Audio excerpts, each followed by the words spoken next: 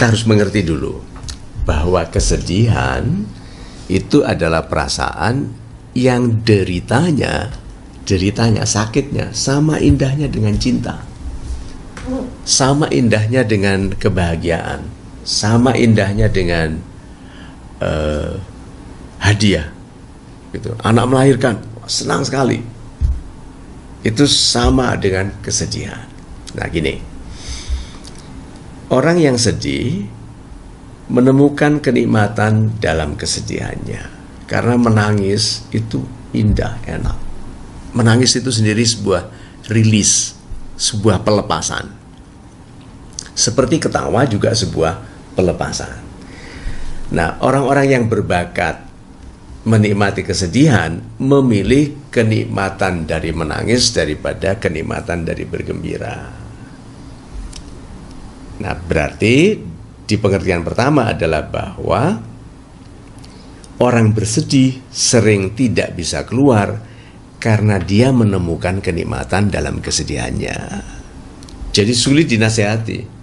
Karena dia begitu dinasihati dibilang ini, habis aku itu mau apa lagi? Coba, perasaan itu sudah lebih enak lagi dirasakan. Aku sudah mencoba setia, tapi dia, tuh perasaan sebagai korban nikmat. Gitu. Aku sudah melebihkan, tapi diperlakukan tidak adil. Itu nikmat. Tuh, perhatikan orang yang dinasihati untuk bergembira, untuk berbahagia, selalu memberikan alasan yang semakin melukainya. Karena itu nikmat sekali. Nah, kalau kita melihat ada orang berperilaku begitu, sadari kita tidak boleh seperti itu.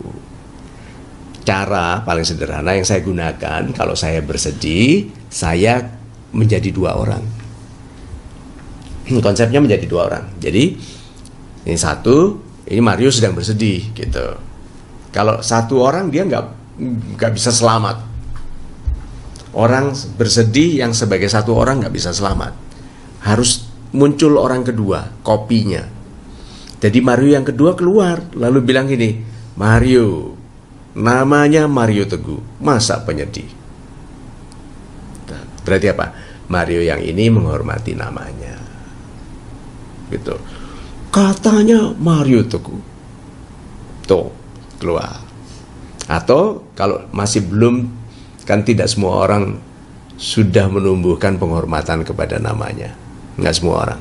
Oke, masih banyak orang masih sembarangan dengan dirinya. Belum sadar dia itu penting. Jadi dia nggak keluar gini. Lalu dia lihat apa? Kamu itu lucu kalau sedih, gitu kan? Ngomel membuat dirimu semakin sedih, nangis seperti orang lain peduli itu. Terus ini apa? Ini yang katanya Pak Mario perilaku mengasihani dirinya sendiri. Kamu mengasihani dirimu sendiri. Kenapa? Nggak ada yang kasihan sama kamu ya. Terus dia semakin sedih. Iya. Gitu. Nah, berarti harus muncul orang yang ketiga. Dengar tuh, sudah dinasehatin, ya mau jadi apa? Gitu kan orang ketiga ini. Orang yang keempat mau jadi susah seperti dia gitu. Jadi sebetulnya kita itu mempunyai cara untuk mengeluarkan diri sendiri dari kesedihan. Seperti sedih nih karena salah gitu. Salah. Lalu keluar. Ini diri saya sendiri waktu masih muda dulu, keluar. Mario, kan saya sudah bilang, pinter saja nggak cukup. Sedihnya adalah karena sudah dipikirkan betul, direncanakan betul, kok masih salah. Itu tuh. Jadi sedih. Tapi Mario yang keluar bilang apa? Kan aku sudah bilang bahwa pinter saja nggak cukup. Bahwa kamu juga harus beriman. Berserah kepada Tuhan. Berdoa sebelum memulai. Minta tuntunan dalam proses. Lalu menyerahkan hasil kepada Tuhan. Tuh? Oh, berarti Mario yang ini bijak. Ya, ini loh.